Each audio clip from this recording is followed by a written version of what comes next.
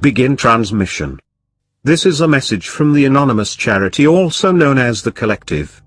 Today's broadcast date is December 11, 2018. It is part 1 of a series.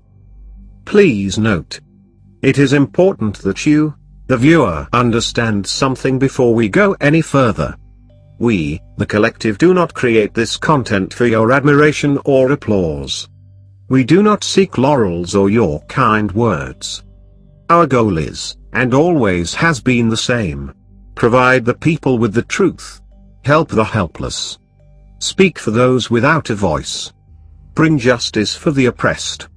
Now, with that being said, let's delve into this. Biohacking has been going on for thousands of years. However, the implantable computer chips we have today have only recently come to public knowledge. The US and other governments have been implanting humans for a very long time. You may recall stories of alien abductions and perhaps have even seen and read survivors' accounts. Most, if not all, claim they have been implanted, and as those who have taken tests to locate their implants have discovered, they were right all along. Though it was not an alien abduction, just a government one. Looking back in history, we see it documented that brain electrodes were inserted into the skulls of babies in 1946, without the knowledge of their parents. In the 1950s and 60s, electrical implants were inserted into the brains of animals and humans, especially in the US, during research into what they call behavior modification, and brain and body functioning. Mind control. But public record states that the first surgical brain implants were done in 1974 in Ohio, USA, and also in Stockholm, Sweden. In Sweden, Prime Minister Olof Palme gave permission in 1973 to implant prisoners, and data inspection's ex-Director General Jan Friis revealed that nursing home patients were implanted in the mid-1980s. Guinea pigs used in secret government experiments have always included prisoners, soldiers, mental patients, handicapped children, deaf and blind people, homosexuals, the elderly, school children, and any group of people considered marginal by the elite. There are many similarities in the methods and routine of brutality between the Gestapo and Swedish security police called Säpo. Moreover, Säpo is exploiting a new kind of computer technique to enable them to control human thoughts and behavior. In 1967 at Söder Hospital, Robert Neslund was awaiting an operation. Säpo forced the surgeon to participate in a brain implantation on Neslund. He had been labeled a dissident. After being violently sedated, a 5 centimeters long incision was made in his frontal bone, in which they placed the object, a radio transmitter which has been transmitting a high-frequency electromagnetic beam through his brain 24 hours a day ever since. The dimensions of the device are a mere 7 by 4 millimeters. Neslund, after discovering that he was illegally implanted, has since exposed how transmitters are being implanted in people's heads during routine hospital surgery. Most commonly, these are inserted through the nostrils, from where they operate using two-way radio communication. In America, the same year as the implant of the transmitter at Söder Hospital, the Department of Psychiatry at Yale University published a report entitled Man's Intervention in Intracerebral Functions. The authors wrote, "Techniques are being developed for the investigation and manipulation of man. Two-way communication with the depth of the brain makes it possible to send and receive information to and from the brain. We can start, stop or modify a variety of autonomic, somatic, behavioral, and mental manifestations. We can experiment with intracerebral mechanisms responsible for the onset and maintenance of specific behavioral and mental functions.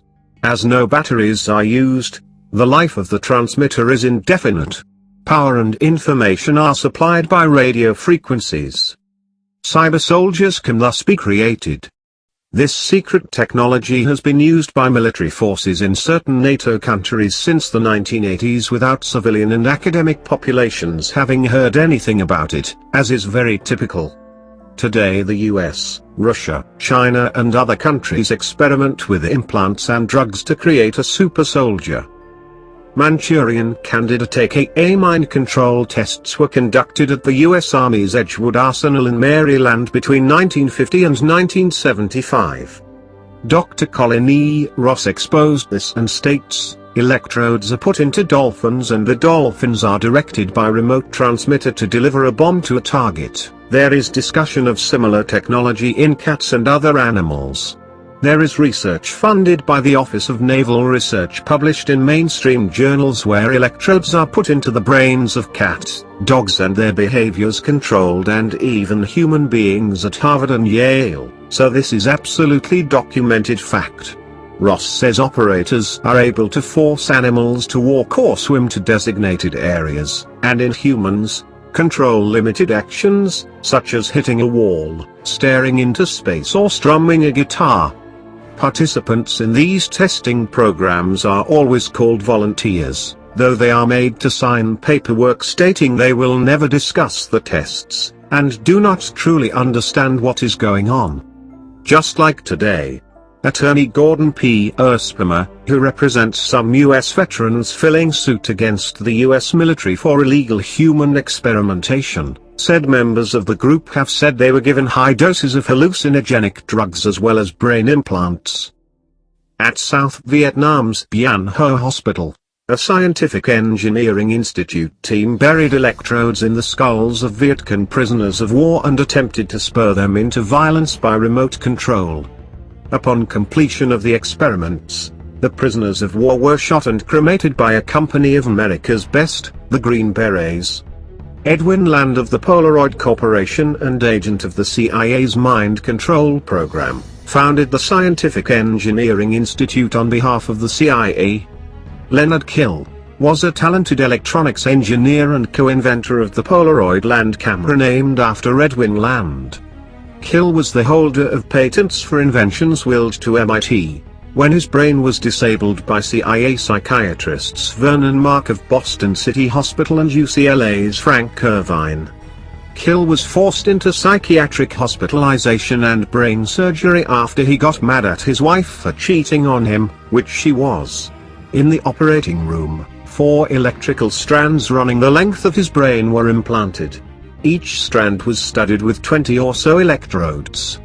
It was only after surgery that Kill was asked to sign his consent with the strands in place, already shocking his brain. In 1971 an attendant found him with a wastebasket over his head to stop the microwaves. He was transferred and written off as a paranoid psychotic. No one ever even checking to see if what he told them was true.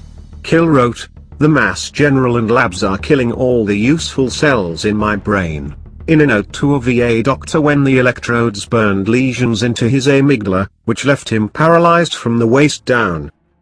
In July 2002 4 U.S. soldiers at Fort Bragg, including 3 Special Operations servicemen, returned home from Afghanistan and allegedly killed their wives. In 2 of the cases, the soldiers killed themselves after shooting their spouses. So military officials say. In the other 2, the servicemen have been arrested and are facing charges. Major Gary Kolb, a spokesman for the Army Special Operations Command, states, "There has been a recent series of instances where soldiers have either committed murder or murder-suicide against their wives. Such are the stories the public gets to hear. When one knows what really goes on, the puzzle makes more sense. People do not naturally go around killing their friends, spouses, children and neighbors. It is not a naturally common thing. But military brains, what some foolishly call heroes, are mind-controlled." In 2010, more military veterans sued the CIA over experiments involving brain implants to turn humans into robot-like assassins, aka Manchurian candidates. The second major Cold War experimentation effort involved the CIA's 25-year secret program of mind control experiments conducted in response to the 1940s and 1950s Soviet Union and Chinese Communist brainwashing scare. The massive experimentation program involved several thousand human subjects in several countries and resulted in deaths, injuries, and violations of human rights and civil liberties. CIA mind control research took place in more than 80 institutions at that time. The experimentation program investigated a long list of mind control techniques including lobotomies, electric shock therapy, hypnosis, brain implants, drugs and torture. The 1957 report of a CIA Inspector General concluded that the mind manipulation programs were unethical and illegal, but should be continued and kept secret not only from the enemy but also from the American public. Most of the documents about the mind control experiments were destroyed in 1973, on orders from CIA Director Richard Helms, though several documents involving one of the operations MKUltra were left behind and leaked. Dr. Ossady worked on the CIA's Pandora project, using microwaves to send signals to human brains. His tests showed how human brains can be controlled remotely through extremely low-frequency modulated microwave beams, able to cause psychological and physical harm. People can be turned into zombies, their minds easily controlled. The waves also affect human blood, cardiovascular system, cells, central nervous and digestive systems, glands, metabolism, reproduction, eyesight, and hearing. Other effects include unexplainable burning, itching, tickling or pressure, humming or buzzing causing sleeplessness and anxiety, loss of body control, producing sudden twitching or jerking of an arm or leg, and feelings of dread, rage, lust, sorrow, or other emotions that come and go quickly. Moreover, sounds and speech can be placed in victims' brains, actual voices they can't control or stop. During Dr. Osady's experiments, human subjects could be made suicidal or driven mad. George Bush Sr. declared the 1990s the decade of the brain, focusing effort to enhance public awareness of the benefits to be derived from brain research, naturally keeping the elite agenda hidden. In January 1999 the European Parliament called for an international convention introducing a global ban on all developments and deployments of weapons which might enable any form of manipulation of human beings. Let's see how well that has gone. March of 2008, the CIA responded incorrectly in writing to a Freedom of Information Act request. The documents which we accidentally sent detailed the CIA's use of biomedical intellectual property developed at the Alfred Mann Foundation, Second Sight LLC, Advanced Bionics, and under Naval Space Warfare contract. The document states the operation is currently and properly classified pursuant to an executive order in the interest of national security.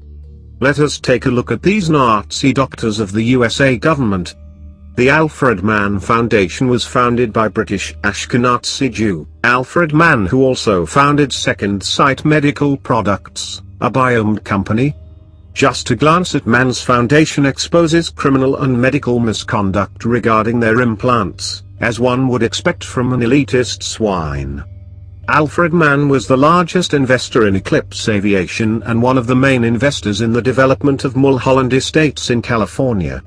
Individuals at the Mann Foundation have expressed a desire to create a universal family of microstimulators that could be used for a visual, auditory or motor prosthesis.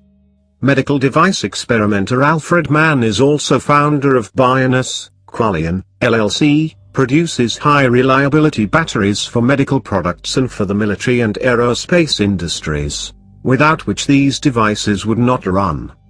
Qualian LLC designs and manufactures primary and rechargeable lithium-ion custom cells and batteries for use in medical, military, aerospace, HEF/FEF, and other industries.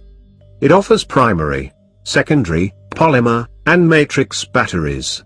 Qualian LLC operates as a subsidiary of EnerSys. Though now thankfully dead, Mann's children continue on. Mann's son Brian works at Pacesetter Systems and daughter Carla works at Advanced Bionics. Let us take a moment to mention these lithium batteries used in implanted devices. As they are so easily damaged, what do you expect will happen when they break inside of your body and leak their chemicals directly into your DNA? This, not its convenience, should be the concern. Panasonic is one supplier of the lithium-ion cells that form the foundation of Tesla's batteries, and partner on the company's upcoming battery factory. It is one of Elon Musk's goals to make the world entirely powered by batteries charged with renewable energy.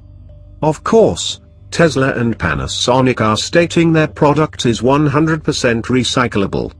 Research in Australia found that only 2% of the country's 3,300 tons of lithium-ion waste was recycled. The Oxford Society of Toxicology states in one study of lithium effects on the body, that the resulting neurological disorders may be life-threatening, including coma, seizures, and myoclonic encephalopathy. The study was done on rats as per law, but the results would be the same in humans infected and poisoned by lithium, as accounts have already shown.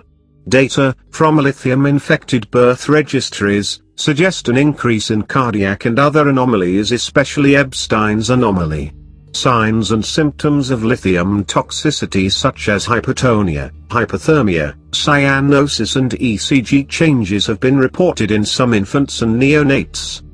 Chile, Argentina and China are the top 3 countries in terms of production capacity of lithium carbonate, with China being the top. In 2007, these 3 countries met 94% of the world's total demand of lithium carbonate, also known as white gold. In January of 2010, the Department of Transportation reviewed the safety risks of lithium transport, stating, "Lithium cells and batteries are considered hazardous materials in transportation because they present both chemical and electrical hazards. If not safely packaged and handled when transported in bulk, lithium cells and batteries can become dangerous."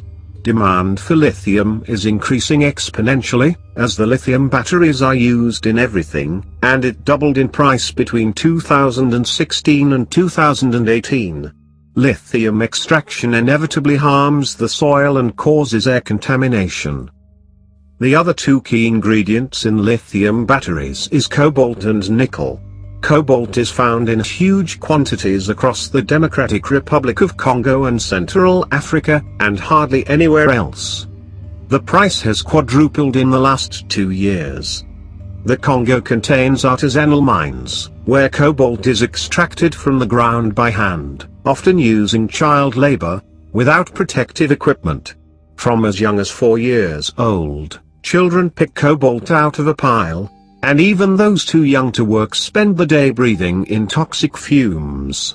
Inhalation of cobalt particles can cause respiratory sensitization, asthma, decreased pulmonary function and shortness of breath, resulting in a serious lung disease called hard metal lung disease, the CDC says.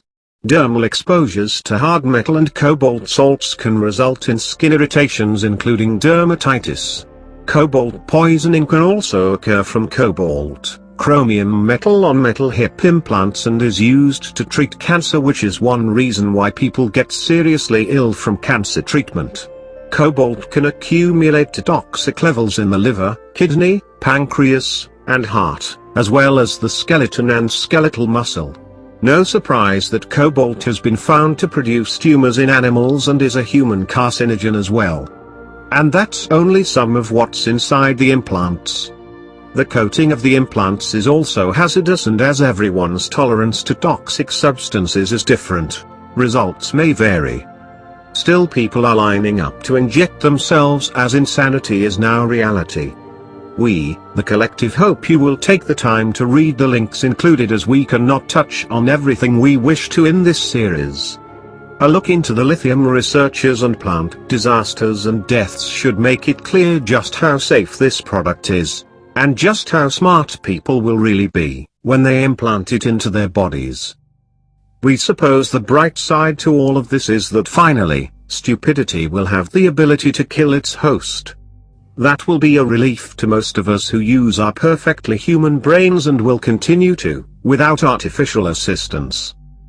In 2013, a U.S. Environmental Protection Agency's Design for the Environment report concluded that batteries using nickel and cobalt, like lithium-ion batteries, have, quote, the highest potential for environmental impacts. It goes on to cite more negative consequences like mining, global warming, environmental pollution and human health impacts. The Washington Post reported in May 1995 that Prince William of Great Britain was implanted at the age of 12 under the cover that it was so he could be located anywhere in the world. In 2015, Elon Musk, Stephen Hawking, and more than 20,000 other experts signed an open letter calling for an autonomous weapons ban.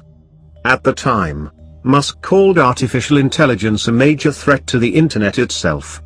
He has also repeated this late in 2018. He also claimed that it's only a matter of time until we see a massive AI attack on internet infrastructure. His brilliant solution to this catastrophe was to implant AI directly into your brain with a neural link. Another fool who claims humans can control AI by merging with it. The fallen cannot be controlled, especially by merging with them. These are the ludicrous ideas pushed into the public today. People probably think it even makes sense because they no longer think. But we already knew Elon was an elitist, was an agenda. Once again he overlooks the obvious. The point of AI is to absorb the internet, it is the blood which gives AI life. Also the other obvious forgotten fact, an implant can be hacked.